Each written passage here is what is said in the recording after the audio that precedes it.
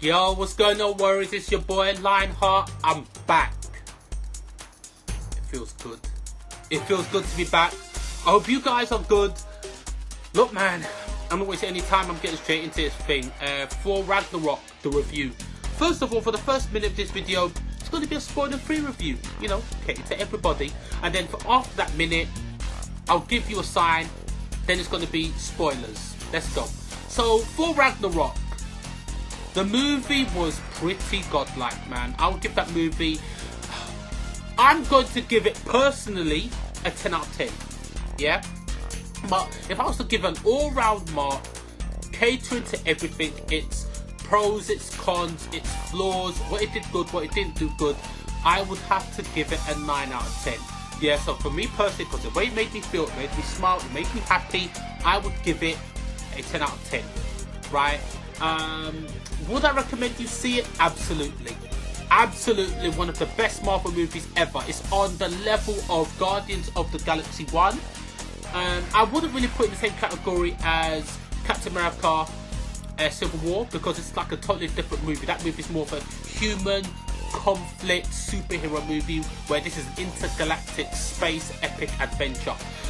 Because it's so far away from the Norse mythology and more to do with sci-fi, space, epic adventure, comedy, yeah, it's a totally different movie, Thor movie altogether. Best Thor movie, which isn't really saying much, the last two were pretty garbage. Yeah, well, not garbage, they weren't good at all. So yeah, so they're going from Thor being not the best to basically being producing the best Marvel movie, in my opinion, or either number 1 or number 2. The one that I would say is definitely top 1 or 2 is Captain America Civil War. So yeah, that's my spoiler-free review. Definitely go watch it, check it out. The characters are amazing. There's every single character, from Hela to Thor to Scourge to Scrapper, Loki, Hulk, the Grandmaster, everything. Wonderful characters, excellent movie. You're definitely going to have fun, definitely have a good laugh and enjoy it. So yeah, thanks for watching, tuning in. Give me a subscribe, give me a thumbs up, a share, a like, all that kind of stuff. Keep on supporting me, and thank you. Thank you.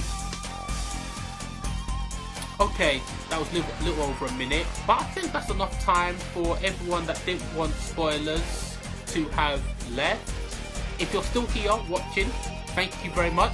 I am going to be going into spoilers right now, and thank you, Warriors, for tuning in, for subscribing and continuing to support me. So yeah, for Ragnarok, Marvel are turning over a new leaf, dude. Like, I don't understand. First they do the Black Panther trailer, now this? What are you trying to do? Kill me? Marvel, stop. Stop already. Stop it. Don't stop. Continue. You know, but please, my heart is fragile. So what we're going to do is we're going to talk about the movie. First of all, look, man, when the movie starts off, it's the same old original Thor. The movie feels like a normal Thor movie until you see Surtur, who's basically, he's from Asgard, right? But he's like a god of his own dimension. Muspelheim, I can't pronounce it properly, something like that. Yeah, and he is basically destined to bring about Ragnarok, the destruction of Asgard. He always has been. This is what his role is in the endless cycle of destruction of... the endless cycle of destruction of Asgard. He's always going to be involved in it, always has been, always will be. Right? I couldn't take him seriously, because it was the entry of it was so comedic and funny and normal. Well, normal as can be related to human beings. A guy being dangled on a train, and then the train started to swing, and he's like, wait, hold on a second, let this thing turn around, I'm not even moving. And then when the train comes round, he's like, yep, that's it, carry on. And then Surtur starts talking. It's so odd, man. But then after that, the fight he has with Surtur is good. When he fights the minions, Surtur's minions, that fight is godlike. You see him properly utilising his hammer, the way Thor uses his hammer, the way he spins it, the way he uses his electricity, the way he's flying, he's proper strong, his agility, his limited invulnerability. It was good. It was an exceptionally good opening, right? And then when he came back, and then he tried to look for his dad, and then it was Loki, which that was good because Loki did seal Odin, and then he was pretending to be Odin, and then the way they dispelled that real quick, you know, and then Odin died, whatever, and then it unleashed Hela, who is originally Loki's daughter, right, and his adopted daughter, but I understand they couldn't use Angela or Angela. I'll never be able to say her name properly. Angela, whatever. That's Thor's legitimate sister. She was introduced into the Marvel world in 2014, and she's actually a character in a game called Marvel Contest of Champions. Contest of Champions. We're gonna get onto that. Yeah. So let's go back. So essentially, when they find Odin and Odin dies a peaceful death, immediately Hela comes, who's now Odin's daughter in this, which is a little bit tricky for me to digest, but the movie's is such a good movie, a standalone movie, and some things you do have to change and accept it. I definitely accepted it, and yeah, kneel before your queen. Hela, that character was hella good. Yeah, like I liked that. I mean, it was a bit difficult to take her seriously because the movie is so comedic. It's such a comedy movie, but she kills people. Like, she kills, and that's what made me acknowledge her threat level to a certain degree. Yeah, because she actually does kill people.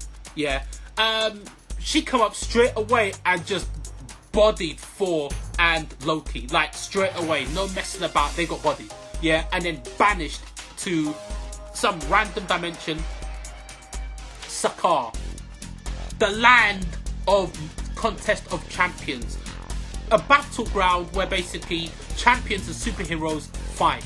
There weren't no superheroes. The only superheroes you saw here was my man Hulk, Planet Hulk version, right? Which essentially, Planet Hulk version, he's basically got his wits about him, yeah. And they couldn't do a Planet Hulk. So I kind of feel like they did a Thor and a Hulk movie in one. I kind of feel like they've restarted Hulk in this movie. Yeah, we don't need an origin story of Hulk. We don't need it. We don't need it. We know who Hulk is. We understand who he is, what he's doing. We don't exactly know where he's going, right? That's why it's very difficult for Hulk. Who is his enemies? What is he going to do? What is his plot moving forward? I don't know if in the Marvel MCU. But what I do know is he's strongly involved in the Infinity War, the conflicts that happen, and Thor. Because what's good about Thor and Hulk is Thor can always fight Hulk and not break. That's the reason Hulk likes talking shit to Thor and hanging out with Thor and fighting Thor, and he doesn't hesitate to like punch Thor. Yeah, because he knows he could do that to Thor and Thor won't break. That's why he likes him, right? And Hulk's character, this whole movie was good. He had a script, he talked, he acted, he was himself. This Hulk did feel like a mix between the Grey Hulk and the Red Hulk. Grey Hulk has got Hulk's strength to a limit, to a certain degree, but he hasn't got Thor's invulnerability. And then you have the Red Hulk, who has got the same strength like Hulk. He's not as smart as the Grey Hulk, but he's got super agility. This Hulk felt like a mix of the Grey and the Red Hulk, still retaining his green skin. Yeah, Hulk was a good character in this movie. His interactions and banter with Thor really made the movie. But it was also the introduction of a third character, which was Scrapper 142, the Valkyrie, the legendary epic female warrior. She was one of the epic legendary female warriors in a group called the Valkyries. Warrior females of the Norse mythology. Yeah, I'm saying Norse mythology. This movie just throws all that Norse mythology out the window, man. This movie is like a sci-fi space intergalactic, late 1970s, early 80s, synthesized, crazy adventure, man. This movie is just It was like, you know what, Guardians of the Galaxy 1? How that vibe of space, intergalactic adventure, comedy, banter, character driven, the same. This is literally Guardians of the Galaxy 2 that I would have liked. That's what this movie is. It's except, look, I'll give this movie a 10 out of 10. For the fights, for the script was a little bit different because the script felt like it was ad-libbed. I'm going to be very honest with you. The script felt like it was ad-libbed. It felt like it was completely improv, right? But that wasn't a problem because it felt natural. I never got drawn out of the movie, ever. Like, I felt like the movie just grabbed me from the moment Thor started talking to Surtur to the moment that Asgard got destroyed, to the secret ending where you saw Sanctuary hovering above the ship in which Thor was in with all of the Asgardians, right? So, unbelievable movie, fantastic. I do like the tie-ins that they had because they have a game called Marvel Contest of Champions, a mobile game, which is a very, very fun game, right? And then they have like a contest in the movie where champions, superheroes basically, supervillains, fight against each other, which is called the Contest of Champions. So it's basically a tie-in with the comics. And the planet that it took place on, Sakaar, which was being run by the Grand Master. And he's actually related to the Collector, right? So he's a very powerful entity. He's an immortal. But you don't feel it. Okay, so what you feel from the Grand Master is he's a very cool, entertaining, enigmatic character, yeah? I like the character. But in terms of his role in the universe, you don't see it. You don't grasp it from the way he's perceived in this movie. But he's a very, very, very important, powerful character. But you just don't... They don't relay that kind of fact properly in this movie. But he's still good. You've still got characters like Sakaar. Sorry. Characters like Scrapper. 2 S's. Come on. Sakaar. Scrapper. Similar enough. Yeah, Scrapper 142, who's essentially Valkyrie. Beautiful character. Oh, like, it wasn't even the fact that she was a warrior. She was like an Asgardian warrior of an elite guard. Nothing to do with that. Her character, her interactions, the way she talked, the way she carried herself. She wasn't a victim. She wasn't weak at all. This lady could fight Thor on equal playing field. This movie, man, was so good. You know, it got Thor to, allowed us to flush out to a certain degree who is this reborn Thor. Because this Thor is reborn. He loses his eye, he loses his hammer, he loses his hair, he loses that Asgard heir to the throne armor that he has. It's a next character. It is not even Thor whatsoever. He's so funny.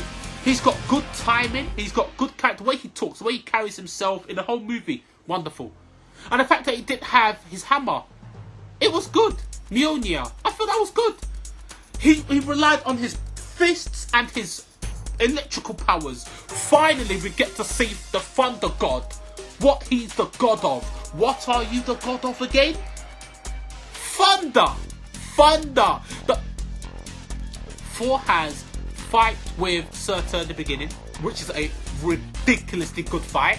Then he fights Surtur's minions, like thousands of them, and that fight was ridiculous because you actually saw Thor using his hammer and just, fighting like proper good sick scrap. Then you saw Thor fighting Hulk, and that Thor versus Hulk fight was godlike. I've always wanted to see Hulk versus Thor since I was a kid. Yeah, there was a comic that I read where basically Hulk fought Thor, and Thor had the strength belt. Yeah, and Thor was actually beating Hulk until Hulk turned into pure Hulk, right? But that fight was a godlike fight, and I never thought I would ever see that fight in a stage that would entertain me until this. And the fight was good. It was a proper fight, like at least 5 or 6 minute fight, a good, drawn out slugfest, and it was godlike to the point where Thor actually beat Hulk. But it works. It actually works. Thor does actually beat Hulk in a fight. I mean, look, the Grandmaster cheats and activates some kind of device that they have put on Thor's neck in order to weaken Hulk Thor and knock him out, basically. And basically, when it looks like Thor is about to beat Hulk, the Grandmaster activates that device and it weakens Thor, knocks him out, and then Hulk just does like a jump in the air, like a slam dunk move, and just fucks up Thor, right? But for me, they cheated. They cheated. 4-1. 4-1. You know, there was another bit where you saw Thor and the Valkyrie, Scrapper, fighting against the Grandmasters after they take the Hulk, because the Hulk is like the champion of Sakaar. Yeah, he's like the gladiator. He's been beating people and warriors and villains for over 2 years. Yeah, because we established in this movie that Hulk has been Hulk for 2 years straight, non-stop Hulk, no banner, which I thought was pretty godlike. Because Thor, what it is with Thor and Hulk is the fact that Thor can hang out with Hulk and Hulk enjoys it because he can do whatever he wants to Thor and Thor won't break. That's the reason he likes to fight Thor. Yeah, because he can punch Thor and Thor's just going to keep on fighting. There isn't anyone or many people that can take any punches from Hulk, you know, especially when Hulk is not holding back, right? So the fact that they fight is ridiculous. And when you see Valkyrie and Thor fighting against the Grandmaster's entire fleet of battleships in the sky, jumping from ship to ship, ripping them apart, ripping important parts of the ship with their bare hands, turning the guns on each other, jumping, slashing it up, and it was incredible. I felt like a kid watching that. And what was cool was the fact that you saw Valkyrie, Scrapper, a woman, just busting ass, man. That shit was good. It was good. It was different. That's what it was. It was different to see a woman, superhero, not a victim, not weak, just tearing shit up. It made me smile. The whole movie from beginning to end made me laugh. I was smiling. I was enjoying myself. I was wondering what was going to happen. I was interested. It was just an epic story. The music, I give the music in this movie a 10 out of 10. The music is a 10 out of 10. I give the movie a 10 out of 10. That's what I said in my spoiler-free review. Me personally, because of how the movie made me feel, and the movie made me feel so happy. I enjoyed it so much, man. And yeah, it does have plot holes. Yeah, it did have some, but it did tie up some plot holes in the Marvel universe as a whole. It did tie up a lot of plot holes, right? But it did have a lot of strange elements in it. Like, what was Thor's motivation? What, to save Asgard? To me, he didn't look that determined. He didn't look that... I didn't see that much of his resolve, to be honest with you. Me personally, I didn't see it, right? I saw a guy who had a mission and he was enjoying himself getting from point A to point B to point C. That's what I saw. I didn't see a guy who just lost his father, that was, his world was in danger of being destroyed. I didn't see it. But for every con and plot hole, there was 7. For every con and every plot hole, there was 7 pros to the film, to the story, to the characters, to the banter, to the arguments, to the interaction, to the adventure, to the fight, to the visuals, to the music, to the way the movie felt to me. It felt like an organic film, and the CG in the film was good, because I'll be very honest with you, I didn't really acknowledge any CG in that movie. It felt like I was watching Guardians of the Galaxy. Everything was so well done that it just looked perfect. I was never drawn out because something looked fake. It felt natural. Everything felt natural and organic, even down to the script. And the script itself, to a certain degree, it felt too natural. It felt like it was like it almost felt like every single scene was improvised. Every single scene except for Odin's. Odin's one just seemed like it was just straight script. Yeah, but everything else, Loki, when Loki was talking to Thor, it felt like it felt improv. And when you saw Thor talking to Scrapper, it felt improv. When Hulk was talking to Valkyrie, it felt improv. When Valkyrie was talking to Hulk, felt improv. When Thor was talking, it was just crazy. It felt complete ad-libbed, but great.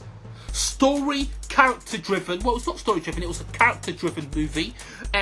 Interaction-driven movie with an epic space, cosmic, intergalactic backdrop. Unbelievable movie. The movie came out of nowhere. For me personally, I wasn't even going to watch this movie. I was chilling. You know what I'm saying? It's only because my friends basically came round to my house and basically parked at my house, kept on calling me, John, we're going to watch Guardians of the Galaxy. Sorry, we're going to watch Guardians of the Galaxy. We're going to watch Thor. Okay, yeah, sure. Because I wasn't doing nothing. I wasn't doing anything. I was playing like Marvel vs. Capcom.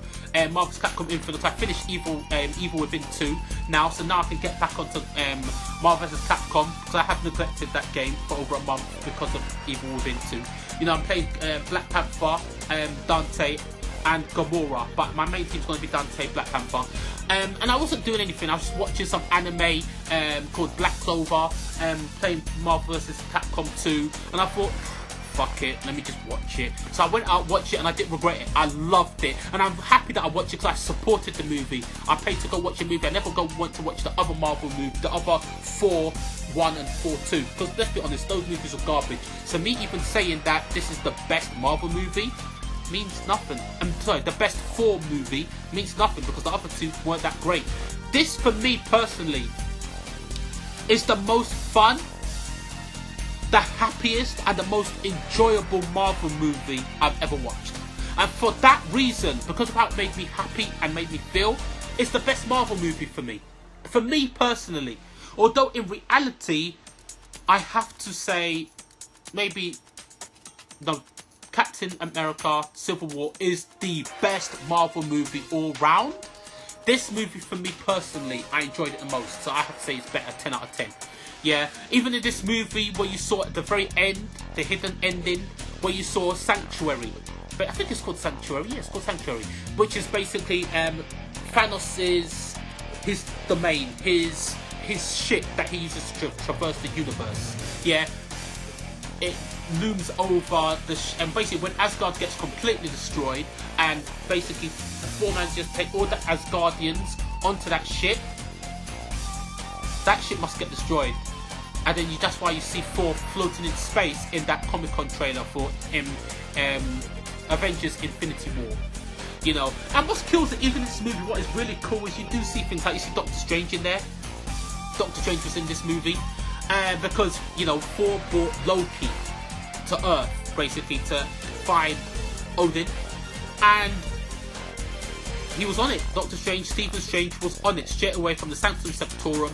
He brought Thor over there, and it was funny, man, the way he kept on teleporting Thor from place to place while he was talking to him, you know. And then he brought Loki back to Thor, and then Loki was like, I've been falling for 30 minutes. That movie, man, was so good. I was so excited when I saw Doctor Strange in that movie with his gloves.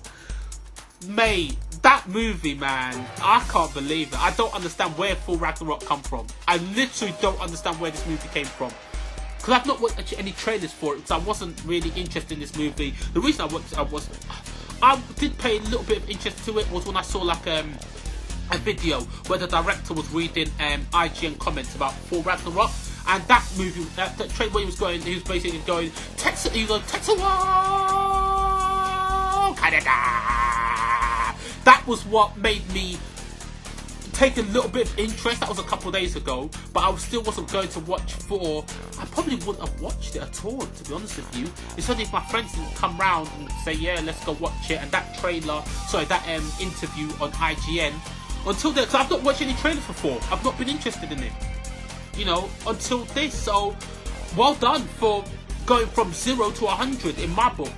Warriors, I want to hear what you guys got to say. What did you think about the times with Marvel Contest of Champions? What did you think about them using Hela as Thor's sister instead of Angela, who is legitimately Thor's sister? What did you think of Odin dying? The battle where you saw the Valkyrie and Thor fighting the Grand Master and his entire fleet, where they were jumping from ship to ship, two normal-sized human beings, but they were superhumans, superheroes, destroying an entire fleet. What do you think of the Thor versus Hulk, which was an incredible fight? You know, when you saw Thor at full power, fighting all of those Hela's minions. You know, what did you think of Hela? You know, I thought she was a great villain. I thought she was an exceptional villain, right? She killed people. She killed Asgardians. She was a proper menace. She looked beautiful. She was an exceptionally good, from my perspective, an exceptionally good character. I acknowledged her. I couldn't accept the way she died in the destruction of Asgard by Surtur, who got resurrected by the Eternal Flame. That was difficult for me to accept, but what did you think about that as her as a main villain and antagonist? What do you think of her fight versus Thor? What do you think of Thor losing his eye? Did it piss you off? Did you acknowledge it? Do you respect it because it did happen in the comic books? Well, a little bit recently in the comic books. What did you think of that? What did you think of the arguments? You know, the interactions between Thor and Hulk. I thought they were incredible and legendary. Do you want to see Valkyrie back again, Scrapper? Warriors, I want to hear it. I want to hear it. What do you think of the Grandmaster? You know, and such an important character. You know, the cousin of the Collector, and the way they played him in this character, which I did think they kind of disrespected the Grandmaster a little bit, but still he was an exceptionally fun, a great character. But that was purely down to Jeff Goldblum. That's how I feel. So Warriors, comment section, I want to hear what you guys got to say. I'm excited. As I told you before, I give this movie a 10 out of 10. I definitely say that you should go watch this movie. It's so important. And it's a very, very important movie and a very good movie. Vibrant, fun, exciting, adventure, Guardians of the Galaxy. It's the Guardians of the Galaxy 2 that we didn't get. Alright Warriors, till my next video, stay blessed, take care, be fabulous and enjoy life. Later.